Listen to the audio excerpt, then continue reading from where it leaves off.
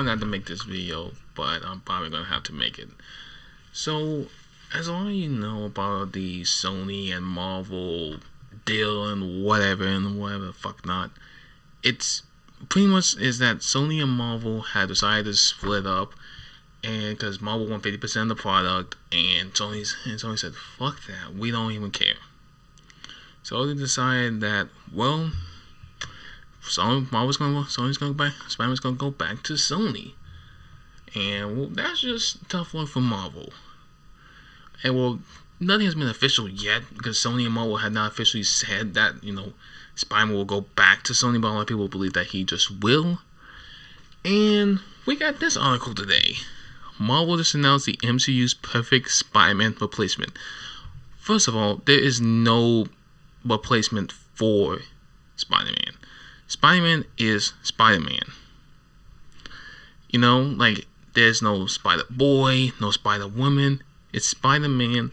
Peter Parker can never be replaced as part of Marvel. He can just never be replaced. But let's see what Screen Rant has to say today. Marvel Studios has already announced the perfect Spider-Man replacement, Kamala Khan, aka Miss Marvel. Spider-Man has been described as Marvel's Mickey Mouse, their most recognizable and distinctive superhero brand. That's why Marvel Studios went to such effort to reach an unprecedented deal that brought the world call into the MCU, and it's why the recent collapse of the Sony Marvel deal is such a blow to the shared cinematic universe. That is true.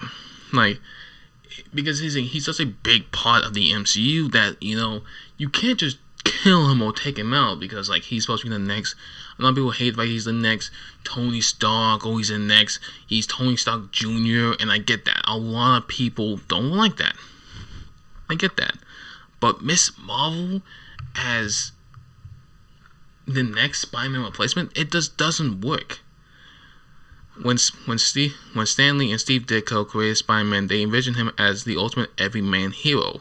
In the superhero universe filled with hyper-intelligent geniuses, Iron Man, strange visitors from other worlds like Captain Marvel and stuff like that, more military-trained super soldiers, Steve Rogers and Captain America, and scientists with breathtaking anger management issues, aka Hulk, Spider-Man is essentially an ordinary person who gains superpowers. I know the quoting said, well, isn't Steve Rogers the same thing? Well, no, he's not.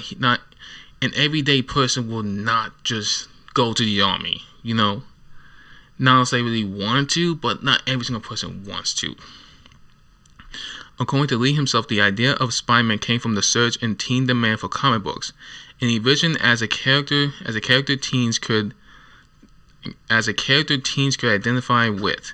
The MCU has followed the same approach. That's why Tom Holland's Spider-Man grew up in the world of Avengers, has been given such a close relationship with Tony Stark. Marvel understands that their modern teenage viewers has grown up on a diet of MCU movies, and they see 2008 Iron Man as the beginning of their own superhero journey. This Spider-Man reflects this. So, the loss of Spider-Man means that the MCU no longer has an everyday hero, which represents the teen audience. Fortunately, Marvel recently announced that they have a replacement, Kamala Khan, who is giving her own Miss Marvel series on Disney+. So you mean to tell me that they lost Spider-Man? Oh, here's an idea. Let's make Kamala Khan as our everyday hero. She's not an everyman hero. Because Spider-Man relates more to teens than Kamala Khan does. It's just a fact. Marvel Studios President Kevin Feige has been teasing Kamala's MCU debut for over a year now, stressing that the MCU's Miss Marvel will be comic book accurate. Those plans are finally coming to fruition with Kamala set for Disney+. Miss Marvel will then migrate to the movies, where she be actually fill the Spider-Man-shaped hole in the MCU. The Spider-Man-shaped hole is just too big to fill for Miss Marvel. So I know she can stretch and fill out stuff, but why? Why would they think Miss Marvel would be a perfect replacement for Spider-Man? Spider-Man is just too big of a character to be filled with Kamala Khan. Kamala Khan is one of the biggest joke characters in of Marvel. I mean, she doesn't really do much. Yes, I know she has her own line, but she doesn't really do much in those lines. So it's easy to forget that Miss Marvel was designed after the pattern of Spider-Man. Her creators, Marvel editors Samuel Omnid and Stephen Wacker, artists Adrian Alfonia and Jamie McKelvey, and writer G. Willow Wilson envisioned her as another everyman hero designed to represent the complexity of modern multicultural society. When Peter Parker was originally a Jewish kid, they created Camilla as a young Muslim. The majority of her stories simply explore themes of social justice in the context of fundamentalist faith. Man, that's a lot. You guys smell that? That sounds like a lot of bullshit. Now listen here. She's not an everyman hero. She's not as relatable as Spider-Man. She just isn't. I know a lot of people are gonna question, like, well, but isn't like Kamala Khan, like, I get it, she's Muslim, but she doesn't relate to everyone. She doesn't relate to the everyman. Now, why does she not relate more to every man? It's because Peter Parker can relate more. He's a teen that got superpowers. He lost someone that was close to him. He has a shit job. You know, his job sucks. He has a crap boss. You know? So, I mean, that's just the thing. Spider-Man relates more to us as teenagers than Kamala Khan ever does. Because in her mind, she's a young Muslim that can stretch. Not as good as Spider-Man. G. Willow Wilson followed the Spider-Man pattern when she wrote the popular Miss Marvel comic book. Popular Miss Marvel book. Miss Marvel was never popular. Where do these people get this idea that Captain Marvel and Miss Marvel are popular? They're not. They've never been popular in comics. They just never have been. Stan Lee and Steve Ditko carefully built a strong sense of place around Peter Parker, so the readers felt they got to know New York itself by reading the Wall-Calls adventures.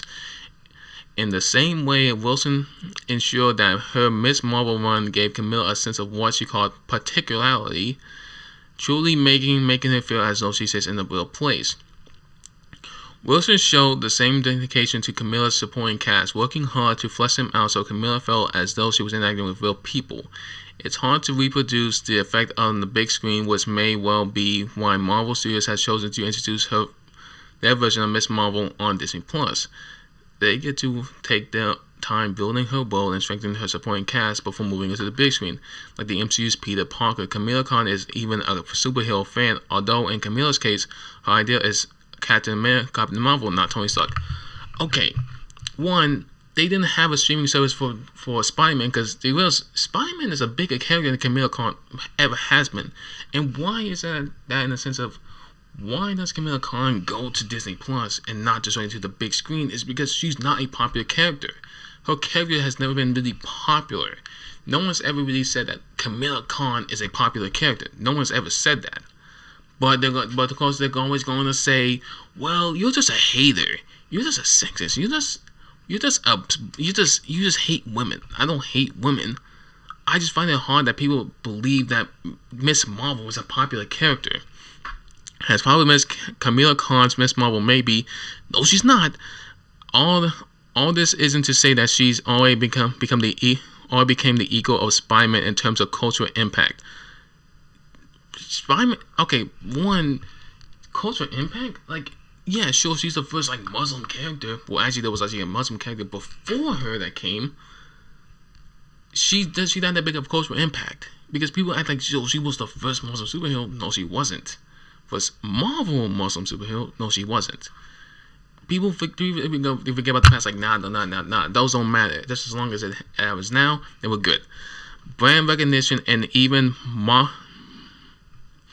membership value? What the fuck is this Spider on? One, her membership value doesn't even come close to what Spider-Man can make. Kamala Khan's not gonna make $1 billion at the box office. It's not gonna happen. This is no way it's gonna happen. She's a remarkable success, to be sure, especially for a character who was introduced in the comics back in 2013, but she's nowhere near that big. What does mean, though, is that she can fulfill the narrative and thematic gap left in the MCU by Spider-Man's departure. The loss of an everyman hero who occupies a specific particular part of the world and has a strong supporting cast. Marvel has made a wise decision focusing on her at just the right time. Okay, let me get out of the way. Miss Marvel is not a popular character. They always have said that Miss Marvel, Captain Marvel, the Marvels, I would say, Marvels in brackets, they're not a popular series. They've never been a popular franchise. Why do they always think that Miss Marvel and Captain Marvel never sell at the box office? They never sell at comic books. One, here's the membership value. Now that's the one thing that you guys gotta realize. Membership means selling of comic books, toys and stuff like that. We don't see a lot of Kamala Khan toys. Really, we see a lot more Spider-Man, Captain America, Thanos, Thor. We see a lot of those characters. We just never see Miss Marvel or Captain Marvel. Because you want to know why? Those characters don't matter to anyone. Not because they're women, but because it just doesn't. They don't make any sense to the MCU. Kamala Khan is never gonna fill the gap that Spider-Man has left. It will never happen, because nothing can fill a gap like Spider-Man. Because Spider-Man makes a lot of money.